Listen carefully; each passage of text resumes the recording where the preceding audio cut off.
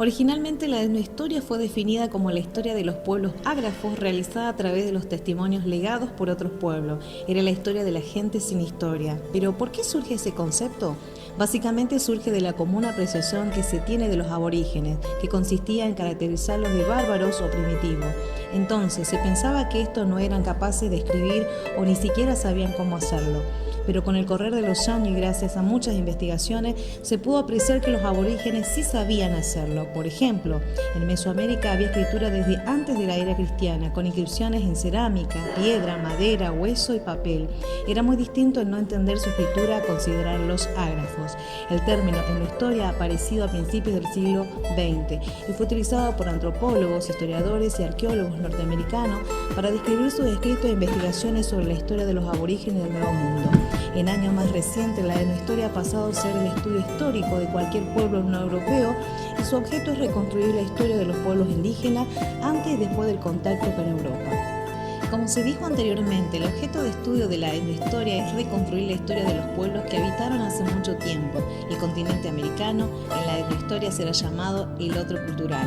El otro cultural se refiere a los pueblos sometidos, tal como sucedió con los pueblos indígenas que fueron sometidos por los españoles en el contexto de la colonización del siglo XVI. El siglo XVI será el punto de inflexión para la etnohistoria, para marcar el cambio social a partir del contacto europeo. Como se dijo al comienzo del video, la etnohistoria en su definición presentaba una gran disyuntiva, debido a la cuestión de pueblos ágrafos o una escritura indígena difícil de interpretar. Entonces, para el etnohistoriador se presentará un gran problema. ¿Cuánto hay de cierto en determinada fuente? Debido a que la mayoría de las fuentes de fácil acceso eran contadas desde una mirada europea. Entonces, ¿estas fuentes europeas contaban con una visión androcéntrica? En los últimos años se optó por aprender el lenguaje indígena para poder interpretar los hechos de una forma más fiel a la tan ansiada verdad de los hechos. Se busca abandonar la visión del otro para convertirlo en propio. La etnohistoria utiliza el método de la antropología, que es la etnología, que se basa en preguntas de carácter antropológico sobre los textos escritos, ya que al antropólogo le interesa el sistema cultural, los procesos de construcción social. También construye su propia especificidad con la metodología de análisis de fuente a través de una práctica que combina perspectiva, modelos, técnicas e información de la arqueología, la sociología, lingüística, biología, antropología e historia.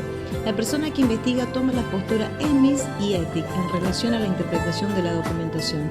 EMIS consiste en las distinciones fenoménicas hechas de contrastes y discriminaciones que los actores mismos consideran significativas.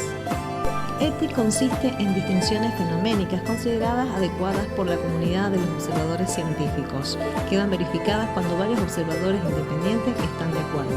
Para finalizar, se podría decir que la etnohistoria es aquella que estudia los pueblos originarios antes y después de la llegada de Cristóbal Colón a América, para buscar una verdadera historia más propia que externa. Es decir, una apreciación más indígena que europea, a través de los diversos campos como la lingüística, la biología, la sociología, la arqueología, la antropología y la historia.